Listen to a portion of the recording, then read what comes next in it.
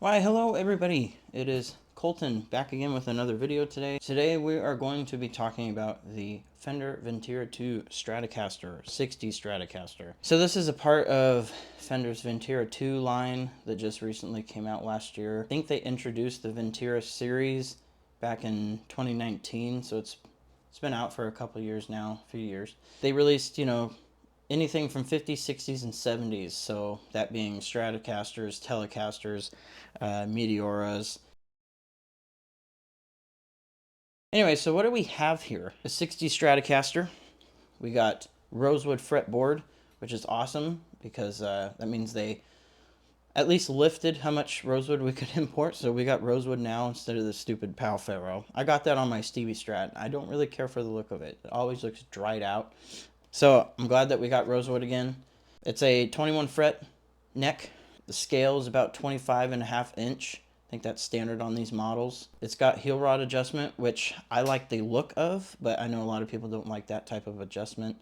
But it is that, considering it's 60s style. I have read, correct me if I'm wrong, but I have read somewhere online that these tuning pegs, the tuners, classic style tuners, actually have a higher gear ratio.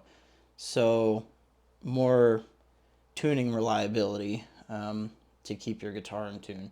I think that's pretty neat if that is legit, because essentially their focus was making vintage spec guitars with modern hardware. At least that was the focus. So it's got clay inlay markers, which is really cool. It is Mexican made, and I think there's a lot of disparity online about having American versus a Mexican made guitar, but you know what, the Mexican and Japanese made Fender's guitars are, I think, quality wise just as good as the American ones. Especially over time, they've gotten better and better and better.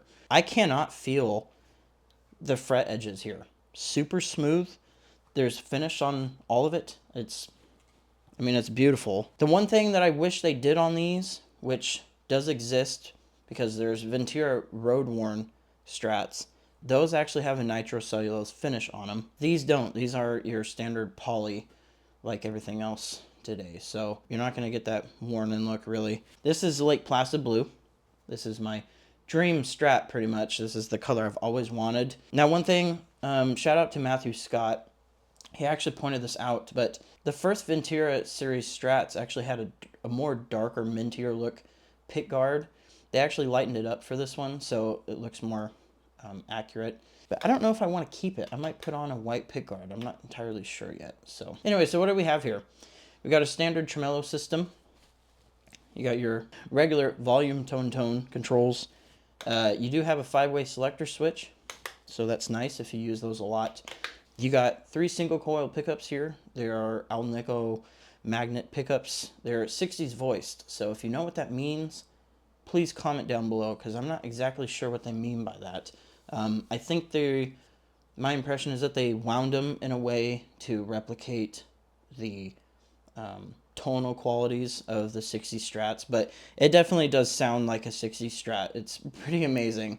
Easily the best sounding guitar I have, probably right next to the Stevie Strat. So anyways, so before we get into the sound test, quick backstory. So if you're curious about where the Vintera series came from, the CBS buyout of Fender in 1965 was met with a lot of controversy because they essentially came in and cleaned house, got rid of a lot of the equipment, kind of penny pinched, if you will. They changed the way the guitars were made. They changed the look of them. That's where you got the whole 3-point kind of triangular neck bolt-on system that people didn't really care for. The guitars were a lot heavier, that's for sure, but they changed a lot of stuff around. In fact, the Silverface amps actually were supposed to be the cheaper model. Now people appreciate them and they go for a lot of money, but at the time they were an introductory model. People didn't really like them. They wanted the black panel amps. Anyways, Fender was going down in the dumps, and ever since CBS bought them out, it was kind of a steady decline. Fender ended up hiring Bill Schultz and John McLaren. They were tasked with pretty much saving Fender. So Fender was on the brink of extinction in the 80s. Had a lot of guitar companies coming out of Japan, like Tokai, Yamaha, that were all essentially saturating the guitar market, and a lot of people were buying those up. 80s made Strats from Fender weren't as well received, so they were really low in sales. So they were tasked with coming in to save the company. And their idea was to take the blueprints from the original Stratocasters and remake them exactly how they should be. This is where the vintage series came from. So the Vintera is kind of the baby brother to the vintage series. So in the 90s, late 80s is when these master builders got together and got the blueprints, literally the schematics from the old guitars, put them together, and it essentially saved the company. A lot of people loved the fact that they came out with these vintage style guitars. So I think what they did was awesome. So anyways, that leads us today with this thing. So we're going to go play this, and I'll kind of give you some sound tests, and yeah.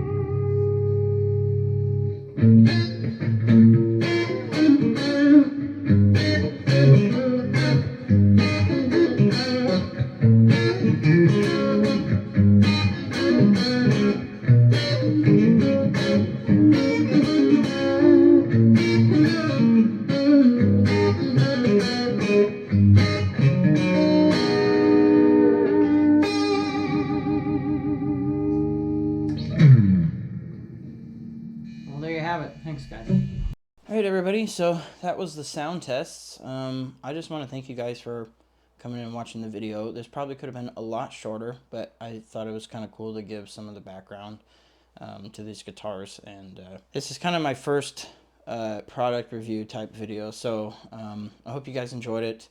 I will do more. I got plenty of guitars to do.